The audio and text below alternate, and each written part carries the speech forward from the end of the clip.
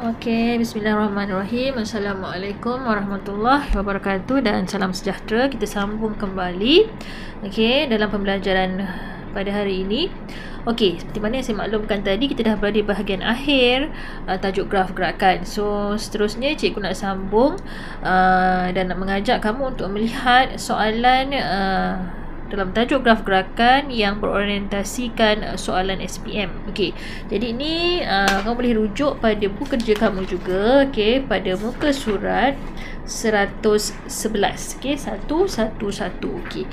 Cikgu nak tengok awak nampak perbandingan perbezaan bentuk soalan yang diberikan melibatkan graf gerakan. Kalau perhatikan dekat sini soalan nombor 1. Kita ada graf. Ingat, bila jumpa soalan yang melibatkan graf ni, perkara pertama, perhatikan graf apa. Dia akan ada dua jenis, iaitu ni graf jarak masa. Soalan nombor 2 pun sama, graf jarak masa, cuma soalan nombor 1 awak kena jawab soalan, kan? Kena kira. Soalan nombor 2 dia beri jadual. Dia beri jadual dan soalan lengkapkan graf jarak masa ini. Di samping ada beberapa soalan lain lah yang diberikan. Dua graf jarak masa untuk soalan nombor 1 dan nombor 2. Cuba perhatikan soalan nombor 3. Soalan nombor 3 dia melibatkan, nampak macam graf macam sama, tapi inilah graf laju masa. Jadi sekarang ni cikgu nak bincangkan bersama kamu dua soalan, iaitu pertama soalan nombor 1 iaitu graf yang melibatkan graf jarak masa, dan seterusnya soalan nombor 3 yang melibatkan graf laju masa. Kita tengok soalan yang pertama. Saya dah besarkan dekat sini. Dah tahu dah, inilah graf jarak masa. Jarak dalam unit kilometer, masa dalam unit minit di situ. Kita baca sikit keterangan yang diberikan, sebab ada kalanya ada maklumat yang penting untuk kita faham pada bahagian yang pertama tu, pada pernyataan yang awal. Rajah di bawah menunjukkan graf jarak masa. Graf jarak masa bagi perjalanan sebuah kereta api dari suatu bandar, penting ni, dari suatu bandar ke bandar lain dalam tempoh 100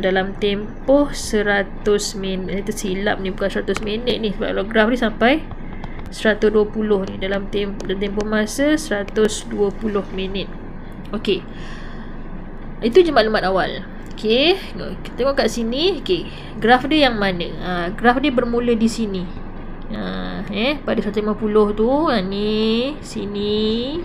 Kemudian ada mendata di situ. Kemudian dia turun.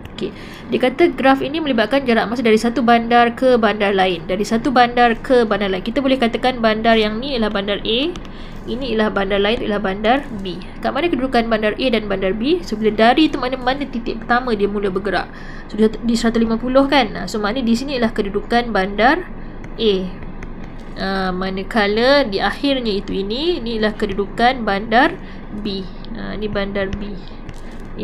Dan secara tak langsung sebenarnya awak dah nampak, daripada bandar A nak pergi bandar B, dia mengambil jarak berapa?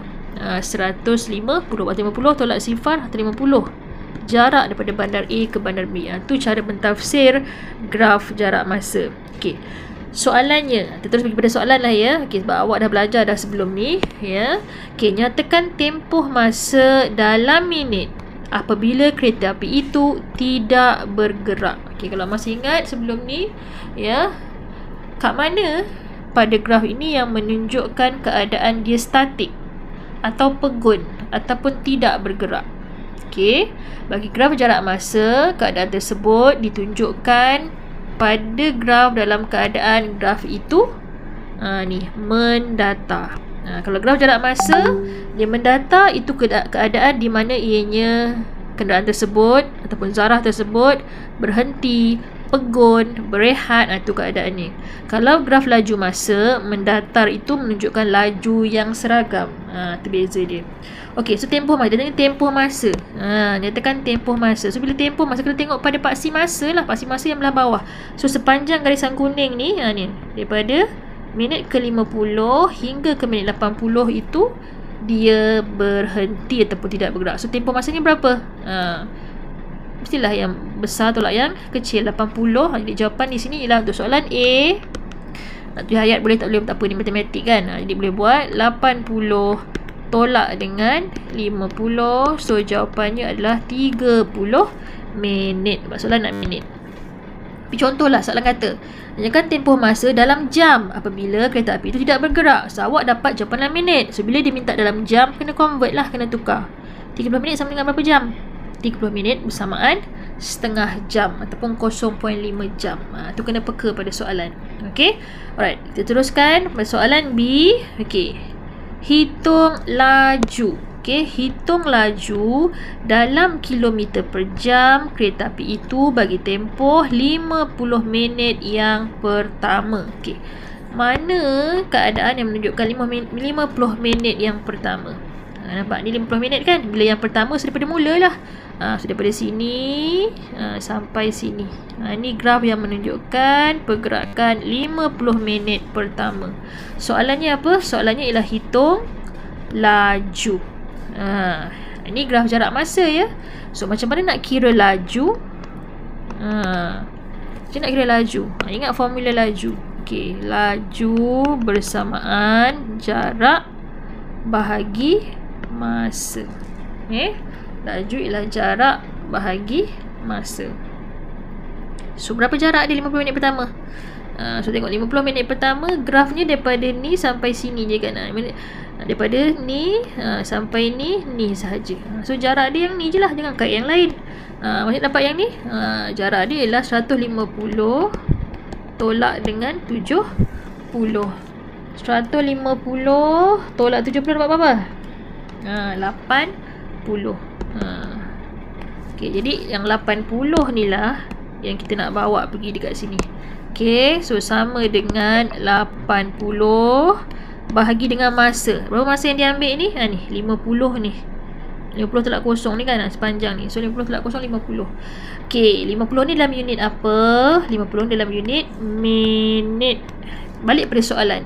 Soalan nak hitung laju dalam kilometer per jam. Sedangkan yang awak nyatakan 50 ini dalam minit. Okey, kalau masih ingat macam mana nak convert minit pada jam, senang je, kita tambah sini per 60.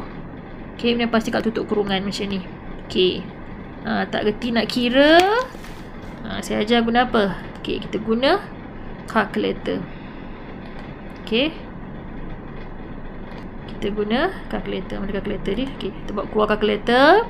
On-kan dia. Ni cara nak kira. So tekan 8 sifar per ni, tekan ABC, ada kurungan. So buka kurungan 50. Okey, per 60. Okey, tutup kurungan, tekan sama dengan. Terus dapat jawapan. Okey, 96 km per jam. Okey. Boleh Okey, itu soalan B. Okey, soalan B. Kita tengok soalan C. Okey, soalan C pula. Okey, saya padam sikit. Cari jarak dalam kilometer yang dilalui oleh kereta api itu dalam 40 minit terakhir. Okey, so tengok pada graf mana keadaan menunjukkan 40 minit terakhir. So paling akhir ialah apa? 120 kan.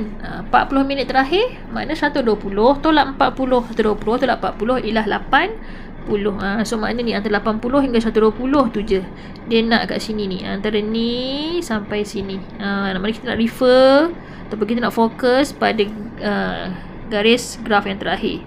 Dia suruh cari apa? Cari jarak. Perlu kira ke? Awak tengok jarak dah ada dah. Ni graf jarak, ni pasti jarak. So tengok ini, perhatikan ni.